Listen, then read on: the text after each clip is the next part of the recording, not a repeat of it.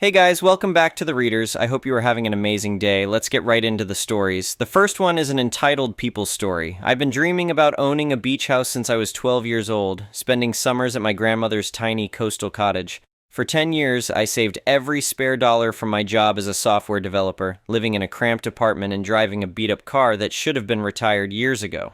My friends thought I was crazy, turning down vacations and nice dinners to stuff money into my beach house fund. But I had a vision, and I was determined to make it happen. The opportunity came last spring when I discovered that a foreclosed property was going up for auction. I'd been monitoring real estate websites obsessively for months, and this one caught my eye immediately. The listing photos showed a small cottage with weathered seafoam green paint and a sagging front porch perched on a bluff overlooking what had to be one of the most beautiful stretches of coastline I'd ever seen. The house itself looked like it was barely standing. Broken shutters hung at odd angles, the roof had several missing shingles, and the yard was completely overgrown. But the location was perfect, and I could see the potential underneath all that neglect. Most potential buyers took one look at the photos and kept scrolling. The auction description was brutal in its honesty about the property's condition. The bank had listed every major issue they could identify: structural concerns, outdated electrical systems, plumbing problems, and what they diplomatically called extensive cosmetic needs. The estimated repair costs alone would have scared off anyone looking for a quick flip or rental investment. But I wasn't most buyers. I'd spent years researching renovation projects, watching countless hours of repair videos, and I had a decent chunk of savings specifically earmarked for fixing up whatever disaster of a house I eventually bought. This wasn't just going to be an investment property. This was going to be my dream home, the place where I'd spend weekends and eventually retire. The auction was held on a cold Tuesday morning at the courthouse. I arrived early, clutching my pre-approval letter and trying to calm my nerves. There were only about 15 other bidders there, which was fewer than I'd expected. Most of them were clearly flippers or investors dressed in business casual and taking notes on their phones. I felt out of place in my jeans and flannel shirt, but I reminded myself that I belonged here just as much as anyone else.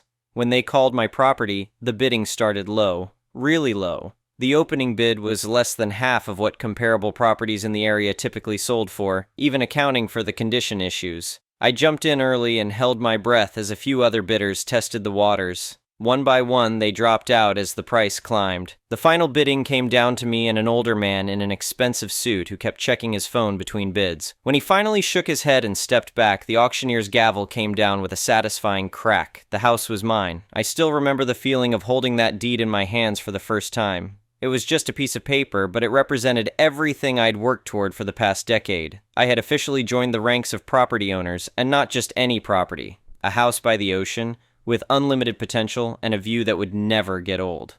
The plan was simple. I'd already arranged to take 2 weeks off work to get started on the most urgent repairs. I wanted to make the house livable as quickly as possible so I could start spending weekends there while I tackled the bigger renovation projects. I'd loaded up my truck with basic tools, cleaning supplies, and a sleeping bag in case the electricity wasn't working yet. The drive to the house took about 3 hours from my apartment in the city. I'd made the trip twice before, once to view the property before the auction, and once to meet with the bank representative who handed over the keys. Both times, the house had been empty and locked up tight. The bank had assured me that the property had been vacant for over 6 months, ever since the previous owner had moved out following the foreclosure proceedings. As I turned onto the narrow road that led to my house, I felt that familiar surge of excitement mixed with nervousness. This was really happening. I was about to start the biggest project of my life. But something was wrong.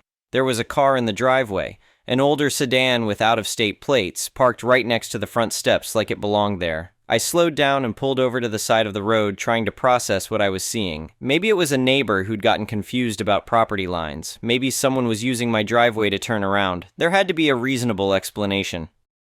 I parked behind the sedan and got out, grabbing the folder with all my paperwork just in case. The house looked different from my previous visits. The broken shutters had been rehung, not repaired exactly, but at least they were no longer hanging by single hinges.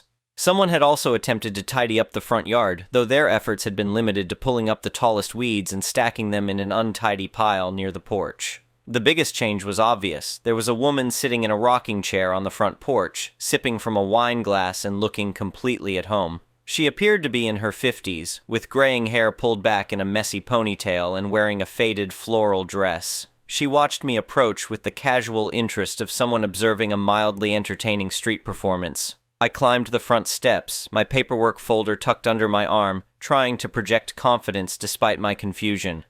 The woman didn't stand up or acknowledge me directly, just continued rocking slowly and taking occasional sips from her wine. "Excuse me," I said, stopping at the top of the steps. "I think there might be some confusion here. This is my house." She looked at me with raised eyebrows as if I'd just said something amusing but not particularly clever. "Can I help you? You're trespassing on my late aunt's property." Her tone was so calm and matter-of-fact that for a moment I wondered if I'd somehow made a terrible mistake. But I pulled out the deed and held it up, the official seal clearly visible. "I bought this house at auction last month. I have the deed right here. The bank foreclosed on the property and sold it. I'm the new owner." She barely glanced at the paperwork before waving her hand dismissively. "That's impossible. My aunt promised me this house years ago. We talked about it all the time. She always said it would be mine when she passed." I could feel my patience starting to fray, but I tried to keep my voice level. "I'm sorry for your loss, but promises don't override legal ownership. The bank foreclosed because the taxes weren't paid. I bought it fair and square at a public auction." "The bank had no right to sell Aunt's house," she insisted, standing up from the rocking chair for the first time. "This is harassment. I could call the police and have you arrested for threatening me." The irony of being accused of harassment while standing on my own property wasn't lost on me, but I could see that reasoning with this woman wasn't going to work. She genuinely seemed to believe that she had a valid claim to the house, despite having no legal documentation to support it. I pulled out my phone and dialed the non-emergency police line. If she wanted to involve law enforcement, I was happy to oblige. At least the police would be able to sort out who actually belonged here. While I waited for the police to arrive, the woman continued to act as if I was the intruder. She made a show of going back into the house and locking the door behind her, leaving me standing on what was legally my own front porch. I could hear her moving around inside, and at one point she opened a window to inform me that she was calling her lawyer. The police arrived about 20 minutes later, a single patrol car with 2 officers who looked like they'd rather be anywhere else.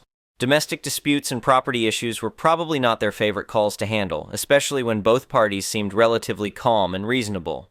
The older of the 2 officers approached me first. "You called about a trespassing issue?"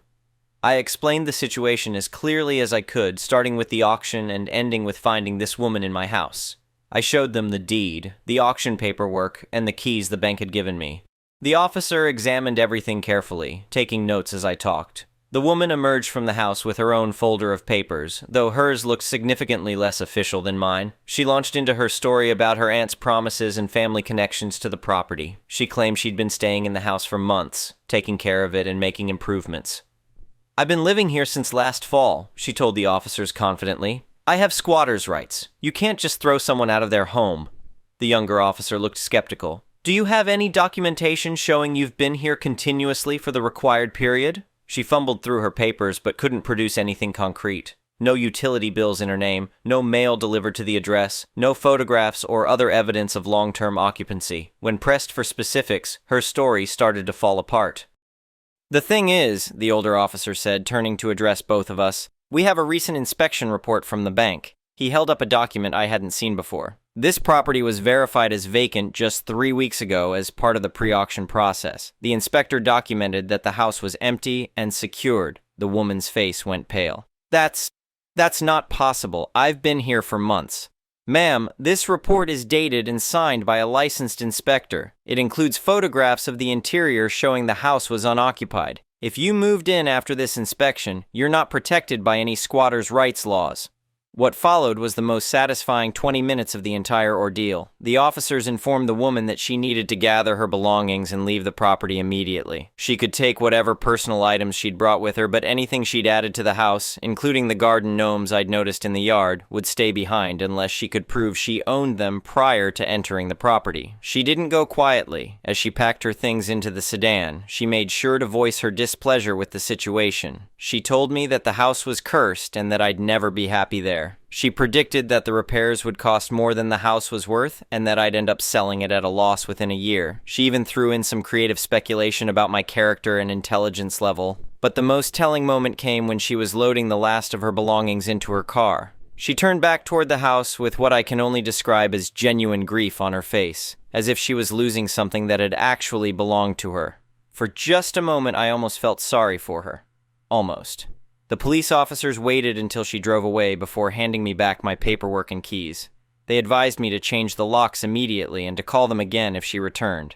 They also suggested I document any damage to the property for insurance purposes. After they left, I finally had the chance to explore my house without an audience. The woman had clearly been living there for at least a few weeks, despite her claims of months-long occupancy.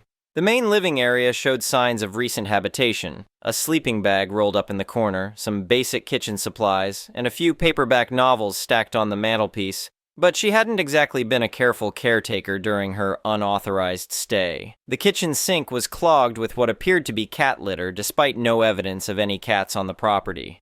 Several cabinet doors had been forced open, probably because she couldn't find keys for the locks. She'd also attempted to fix a loose floorboard by nailing it down in a way that actually made the problem worse. The damage wasn't extensive enough to be devastating, but it was frustrating and completely unnecessary. I'd been planning to start with the structural issues and work my way up to cosmetic improvements, but now I had to add undoing amateur repairs to my immediate to-do list. Still, as I stood on the front porch watching the sunset over the ocean, I couldn't help but smile. The house was mine, the view was spectacular, and the unauthorized tenant was gone. The real work could finally begin. Over the next 6 months, I threw myself into the renovation project with an intensity that surprised even me. I spent every weekend at the house, and I used up all of my vacation time to tackle the bigger jobs. The electrical system needed to be completely rewired, which meant opening up walls and learning more about building codes than I'd ever wanted to know. The plumbing was a nightmare of mixed materials and creative shortcuts that previous owners had used to avoid paying for proper repairs. But with each completed project, the house started to reveal its true potential. The original hardwood floors, once I got them refinished, were absolutely gorgeous. The stone fireplace, after I cleaned decades of soot and grime off the mantel, became the centerpiece of the main living area. The view from the renovated front porch was even better than I'd imagined, especially once I replaced the rotting railings with a design that didn't obstruct the sight lines to the water. The biggest transformation was in the kitchen, which had been barely functional when I bought the place. I gutted the entire room and started from scratch, installing new cabinets, appliances, and a large window that looked out toward the beach. It was expensive and time-consuming, but the result was exactly what I'd envisioned: a space where I could cook dinner while watching the waves roll in. By the end of the summer, the house was not only livable but genuinely beautiful. I'd managed to preserve the cottage's original character while updating everything that needed to be modern and functional. Friends who visited were amazed by the transformation, and several of them suggested I should consider renting it out to help offset the renovation costs. The idea of turning my dream house into a rental property felt wrong at first, but the practical side of me couldn't ignore the numbers. The house could easily command premium rates during peak season, and even modest occupancy would generate enough income to cover the remaining renovation loans and start building equity faster. I decided to list it for short-term rentals with the understanding that I'd block out time for my own use and could always take it off the market if I changed my mind. I spent several weeks preparing the house for guests, adding amenities and making sure everything was in perfect working order. I invested in high-quality linens, basic kitchen supplies, and detailed information packets about the local area. The goal was to create an experience that guests would remember and want to repeat. The first booking came almost immediately after I posted the listing. A family from the Midwest wanted to rent the house for a week in late September, which was perfect timing since I'd be busy with work anyway. The guests were fantastic. They treated the house respectfully, followed all the rules, and left everything clean and organized. More bookings followed, and by early fall I had reservations extending well into the following summer. The rental income was exceeding my most optimistic projections, and I was getting consistently excellent reviews from guests who loved both the house and the location. Then, on a quiet Tuesday in October, I received an email that made me do a double take. The sender's name was familiar, though it took me a moment to place it. It was the woman who had been squatting in my house, the one who had claimed it belonged to her aunt and had to be escorted off the property by police. She was writing to inquire about renting the house for a week the following summer. The email itself was a masterpiece of selective memory. She introduced herself as if we'd never met, explaining that she'd discovered my rental listing online and was interested in booking a stay. She mentioned that she had family connections to the area and was particularly drawn to this specific property because of its sentimental value. She even complimented the renovation work visible in the listing photos, noting how beautifully the house had been restored. There was no acknowledgement of our previous encounter, no reference to her illegal occupancy, and certainly no apology for the damage she'd caused or the legal headaches she'd created created. She was acting as if the entire incident had never happened, or perhaps as if I wouldn't remember her. My first instinct was to delete the email and block her address. I had no obligation to rent to someone who had literally stolen from me, and I certainly didn't need the potential drama of dealing with her again. But as I reread her message, a different idea started to form. She wanted to stay in her aunt's house so badly that she was willing to pay me for the privilege. She was essentially asking permission to experience what she'd tried to take by force. There was a poetic justice to the situation that appealed to my sense of irony. I decided to respond, but with conditions that would make it clear who was in charge. I sent back a polite but businesslike reply, acknowledging her interest and outlining my rental terms. The standard rate for a week during peak season, plus a security deposit that was triple the usual amount, full payment required in advance with strict policies regarding damages, noise, and occupancy limits. I included a detailed rental agreement that left no room for ambiguity about who owned the property and who would be paying to stay there. I expected her to either ignore my response or try to negotiate the terms. Instead, she replied within hours, accepting everything without question. She even thanked me for accommodating her request and mentioned how much she was looking forward to making new memories in the house. The booking was confirmed for a week in July, 11 months after I'd had her escorted off the same property by police. She would be paying me more for 7 days than I'd spent on materials for some of my major renovation projects. Every morning when she woke up in that house, she'd be reminded that she was there only because I allowed it, and that her presence was contingent on following my rules and paying my rates. As I printed out her rental agreement and filed it with my other bookings, I couldn't help but smile. The woman who had once claimed my house belonged to her would soon be handing me a check to sleep in it temporarily. She would be subject to my rental policies, responsible for any damages, and required to leave when her paid time was up. The best part was that the money she paid me would go toward completing the final renovation projects, including repairs to the kitchen sink that she had damaged with cat litter during her unauthorized stay. In a very literal sense, she would be paying me to fix the problems she had created. I started planning how to use the rental income from her stay. Maybe I'd finally install that deck I'd been designing, or upgrade the bathroom fixtures, or add the hot tub I'd been considering for the back patio. Whatever I chose, it would be funded by someone who had once tried to steal the entire property from me. Some people might call it petty, but I preferred to think of it as a perfect example of justice working exactly as it should. She'd tried to take something that didn't belong to her, failed spectacularly, and was now voluntarily paying me for the privilege of temporarily enjoying what I'd earned through legitimate means. The house that she'd claimed was rightfully hers would soon generate income that I'd use to make it even more beautiful and valuable. And every month when I reviewed my rental bookings and income statements, I'd be reminded that sometimes the best revenge isn't revenge at all. It's simply being successful enough that your enemies voluntarily contribute to your prosperity. I leaned back in my desk chair and looked at the calendar, counting down the months until her arrival. July couldn't come fast enough. I was already looking forward to depositing her check and using the money to pay for something she would never be able to claim ownership of again. The transformation from nightmare squatter to paying customer was almost complete. All that remained was watching her hand over the money and follow the rules I'd written for my property. After everything she'd put me through, it felt like the universe had finally delivered a perfectly balanced resolution. But as satisfying as this development was, I had a feeling the story wasn't quite over yet. Something told me that her week-long stay might provide even more entertainment than her original unauthorized occupancy had. This time, though, I'd be the one in control of the situation from start to finish. The anticipation was almost as sweet as the victory itself. The next one is a malicious compliance story. About 20 years ago, I used to work as an office assistant at a small company where we would receive orders from clients and then we would assign the work to one of our freelancers who were well-compensated and respectable professionals. My boss was such a professional herself, and when possible, we would assign that work to her. I accepted the minimum wage job because she told me I could sometimes get tasks assigned as a freelancer with the nice freelancer compensation, that she would personally train me, and that in less than a year, I would most likely be promoted to a regular freelancer and make very good money. This sounded like a great career path to my young and naive ears. One of the things she had told me in the very beginning was that when you take over an order, you become like a project manager for that order. You need to make sure that the freelancer would finish the work on time, as the work was usually time sensitive. Additionally, she loved going on long lectures about how she is paying me, minimum wage, for me to use my brain and figure things out when necessary. These lectures were mainly a vehicle for her to stroke her own ego by explaining to her employees how our brains were not as smart as hers. One day, our biggest corporate client had placed a large order that was due on a Monday by noon, and we had assigned the task to my boss to do over the weekend. It was Monday morning, time was ticking, and my boss hadn't arrived at the office. The client had called to see if we were going to provide the work soon as it was urgent. I tried calling my boss, who didn't pick up her mobile. I called half an hour later and texted her. No answer or reply while noon was fast approaching, so I called her landline at home. Her husband picked up, told me she wasn't home, and I explained very briefly why I was trying to get a hold of her.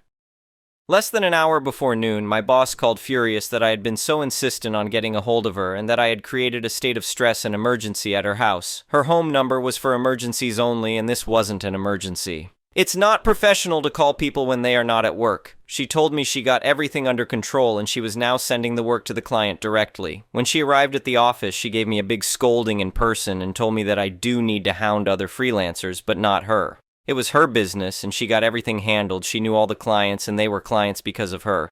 She looked me in the eye and told me, if I take over a task, it's not your task anymore, it's my task. You don't need to bother me with reminders, you just give me the instructions from the client and I'll handle everything myself. From that point on, your job is done. I never ever miss deadlines. If the client calls, you tell them I'm on it and you don't call me or text me about it. Fair enough. I apologized for the stress and repeated the new instructions back to her for confirmation. She was very happy with that and confirmed I had understood everything. She once more gave me her favorite lecture about how she is paying me, minimum wage, for me to use my brain with a lot of condescending examples of how she always uses her brain unlike us normal workers. I could only nod along as if her narcissistic rant was actually teaching anybody anything. About a month or so later, another client come in with an order. I accepted it, my boss was available to handle it, so I forwarded everything to her, and I considered my work in regard to that order done as instructed. On the day of the deadline, I was on vacation and was hiking in a remote area with spotty cell coverage. The other office assistant called me and told me the client had called the office to check if the work was ready. I told my colleague that our boss was on it and that we didn't need to worry as our boss was going to handle it, and that my clear instructions were to tell the client our boss was personally on it. The task would be done by the deadline and explicitly not to call our boss to remind her of the deadline.